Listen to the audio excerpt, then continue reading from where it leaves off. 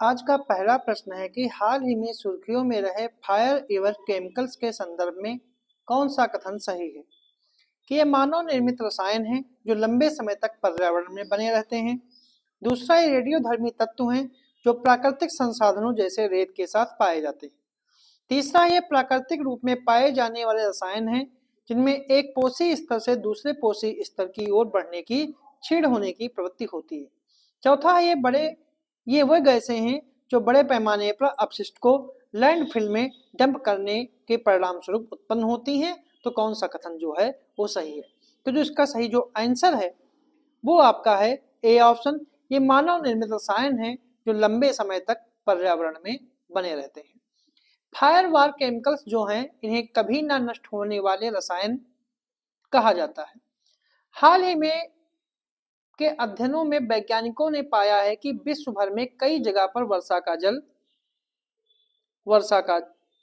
का जो जल है वो फायर एंड केमिकल्स से दूषित है,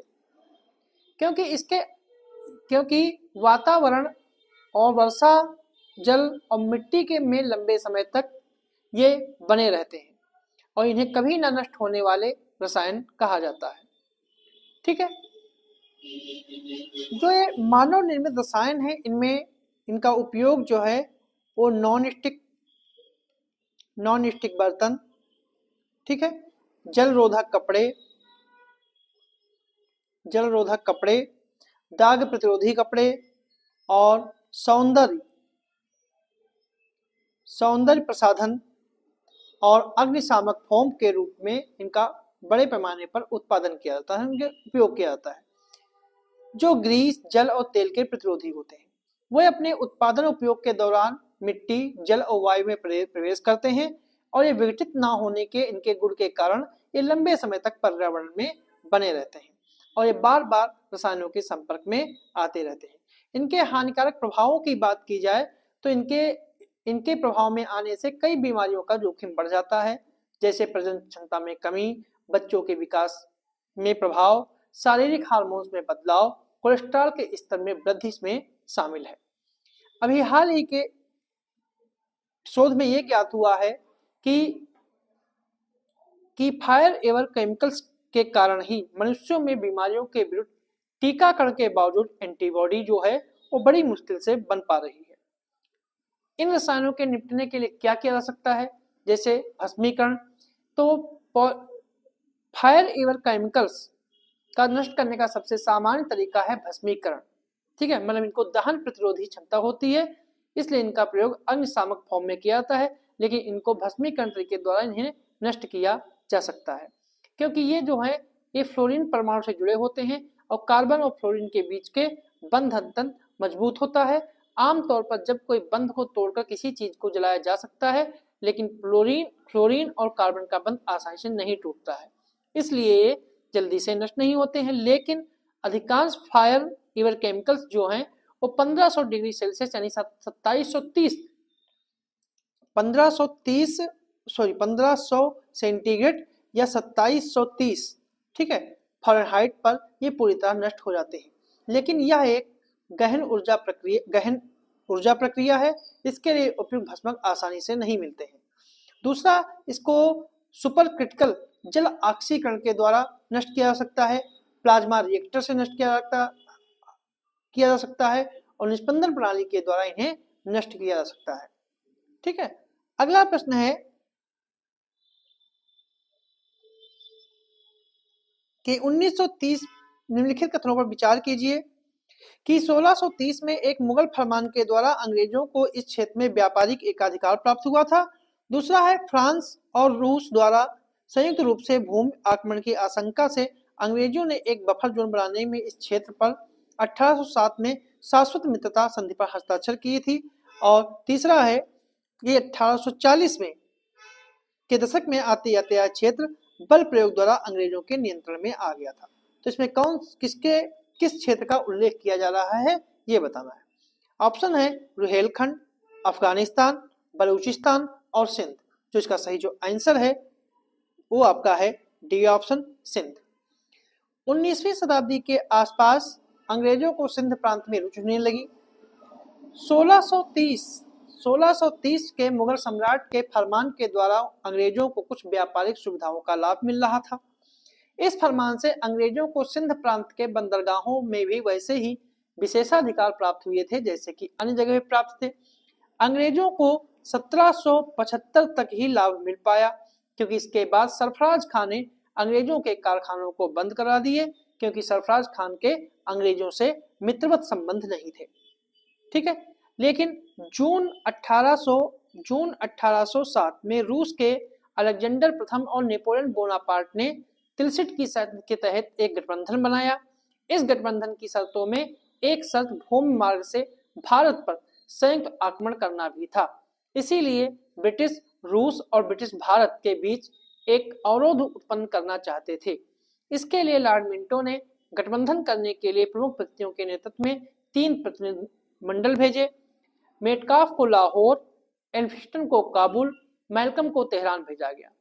निकोलस स्मिथ ने सिंध प्रांत का दौरा किया और एक रक्षात्मक व्यवस्था निर्मित करने के लिए अमीरों से मिला। वार्ता के बाद सिंध के अमीरों ने एक संधि पर व्यक्त की, जो कि अंग्रेजों के साथ उनकी पहली संधि थी।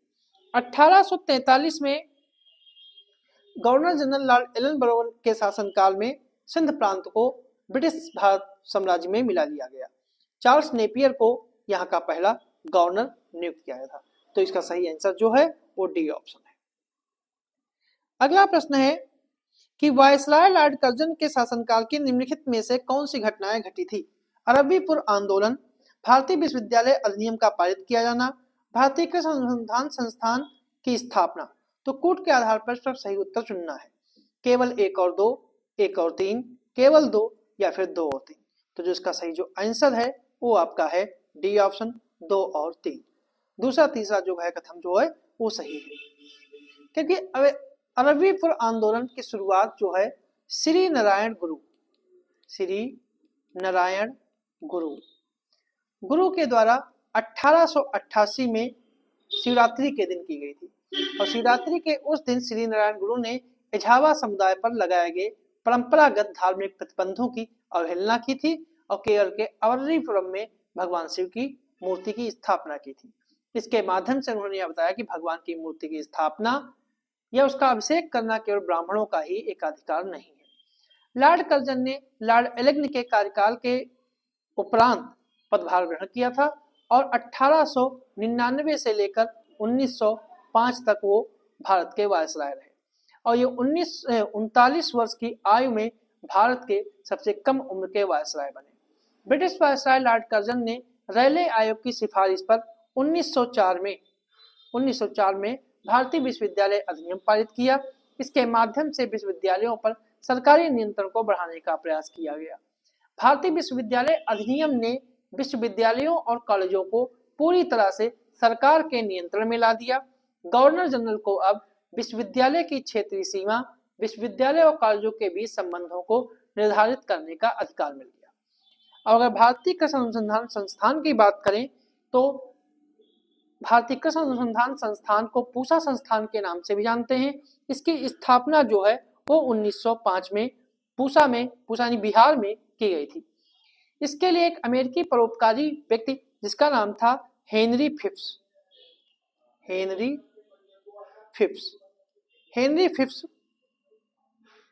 के द्वारा 30,000 पाउंड का एक अनुदान दिया गया था और तत्कालीन वायसराय लॉर्ड कर्जन ने 1 अप्रैल 1905 को इस संस्थान की नींव रखी।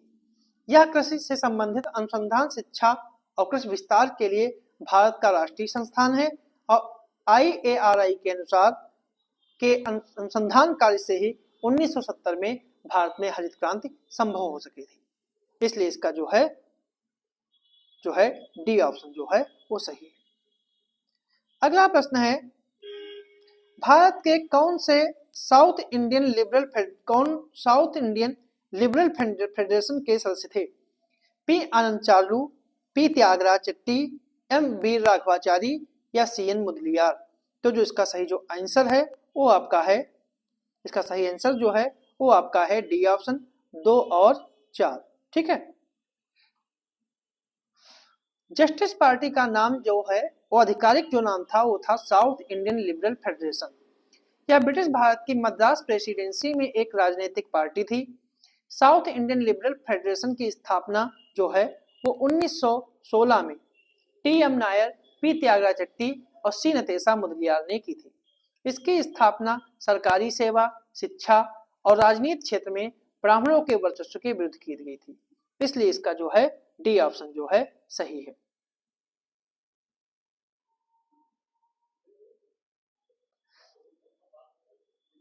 जब जस्टिस पार्टी सत्ता में थी तभी डॉक्टर मुथु लक्ष्मी रेड्डी के प्रयासों से ही देवदासी प्रथा का उन्मूलन हुआ था। ठीक है, अगला प्रश्न है कि भारत में महिलाओं के स्थिति सुधारने के लिए किए गए विधायी उपायों को कालक्रम के अनुसार व्यवस्थित कर। कन्या भ्रूण हत्या निवारण अधिनियम, बाल विवाह की रोकथाम के नेटिव मैरिज एक्ट और तीसरा विधवा पुनर्विवाह का वैधीकरण। तो कौन सा कथन सही है? 2-3-1, 2-3-2-1, 1-3-1-2 या 2-1-3। तो जो इसका सही जो आंसर है वो आपका है सी ऑप्शन 3-1-2। अगर कन्या भ्रूण हत्या की बात की जाए तो 19वीं शताब्दी के आसपास ये भारतीय समाज में एक अमानवीय प्रथा थी। वर्ष 1795 और 1804 में बंगाल रेगुलेटिंग एक्ट के द्वारा कन्या भ्रूण हत्या को अवैध घोषित किया गया। शिशु हत्या पर पाबंदी लगाने से बंगाल पर इसका काफी असर हुआ और जनता द्वारा इसका कोई खास विरोध भी नहीं हुआ। लेकिन भारत के अन्य हिस्सों में शिशु हत्या की पाबंदी पर कोई खास प्रभाव नहीं पड़ा और यह प्रथा पाबंदी के बाद भी जारी रही। आगे चलकर कन्या भ्रूण हत्या निवारण अधिनियम 1870 पारित किया गया और इस अधिनियम ने संपूर्ण ब्रिटिश भारत में कन्या शिशु हत्या को दंडनीय अपराध बना दिया गया। ठीक है, अब अगर सती प्रथा की बात की जाए जो भी बहुत बड़ी समस्या थी कि राजा राममोहन के राय के नेतृत्व में कुछ भारतीय सुधारकों के प्रयासों से प्रभावित होकर सरकार ने सती प्रथा को अवैध और न्यायालय के द्वारा दंडनीय अपराध घोषित किया। 1829 का विनियम बंगाल संहिता 1829 को बंगाल प्रेसिडेंसी में लागू किया और 1830 में इसे थोड़ा सा संशोधन करके मद्रास और बॉम्बे प्रेसिडेंसी में लागू किया गया। अगर हम विधवा पुनर्विवाह वैधीकरण की बात करें तो ये जो आया था ये 1856 में आया था और यह मुख्य रूप से पंडित ईश्वरचंद्र विद्यासागर के प्रयासों से पारित किया गया था। वो संस्कृत कॉलेज कलकत्ता के प्राचार्य थे। इस अधिनियम ने विधवाओं के विवाह और ऐसे विवाहों से उत्पन्न संतानों को वैध माना।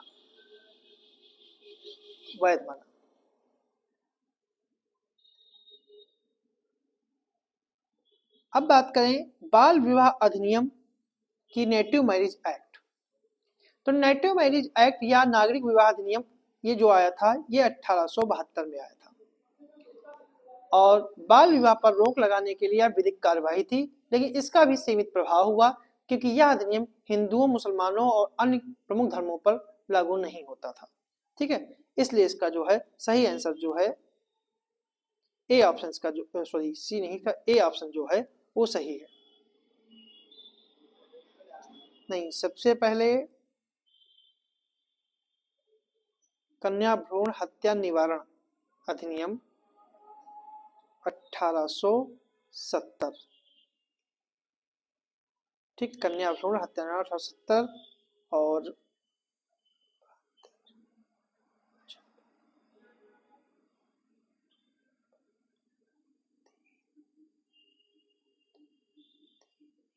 तो इसका सही आंसर जो है वो सी ऑप्शन है 3-1-2। 3, 1 और 2।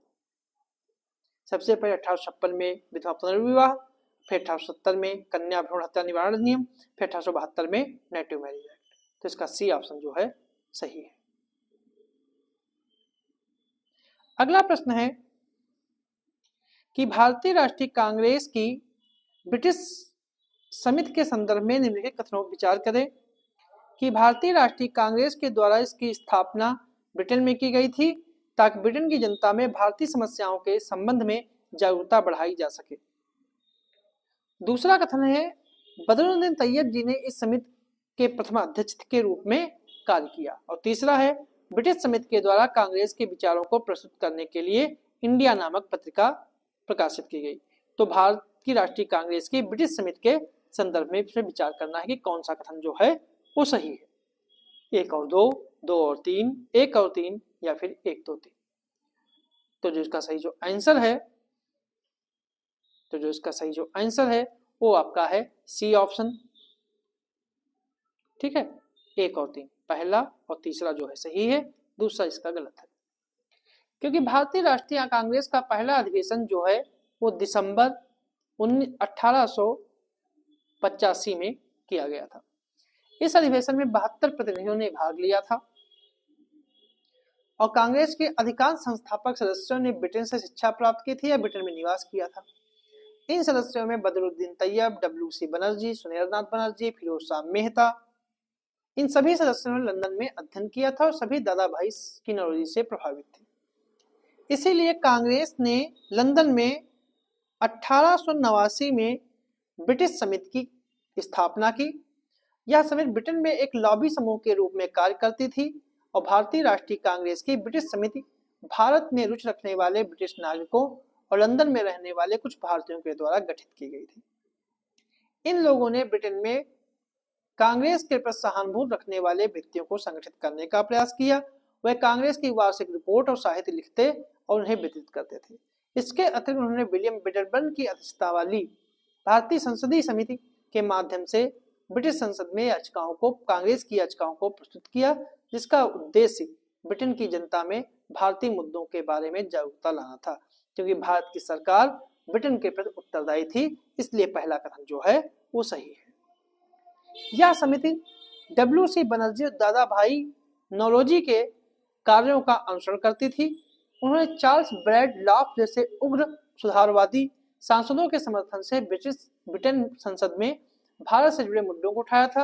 विलियम ब्रिडबर्न जो हैं इस समिति के पहले अध्यक्ष थे और विलियम डिग्बी ने इसके सचिव के रूप में कार्य किया, इसलिए दूसरा कथन जो है वो गलत है। ब्रिटिश समिति ने भारतीय राष्ट्रीय विचारों के व्यक्त करने के लिए इंडिया नामक पत्रिका का प्रकाशन किया। इस पत्रिका का उपयोग समिति के कुछ सदस्यों के लिए ब्रिटिश पाठकों को भारत में घटित हो रही घटनाओं का सटीक विवरण प्रदान करने के लिए किया जाता था।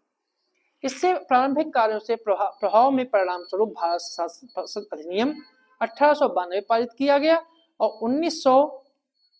1898 से लेकर 1921 तक इंडिया जो है एक साप्ताहिक पत्रिका बन गई, इसलिए इसके तीसरा कथन सही है। तो सही आंसर जो है इसका सी ऑप्शन है।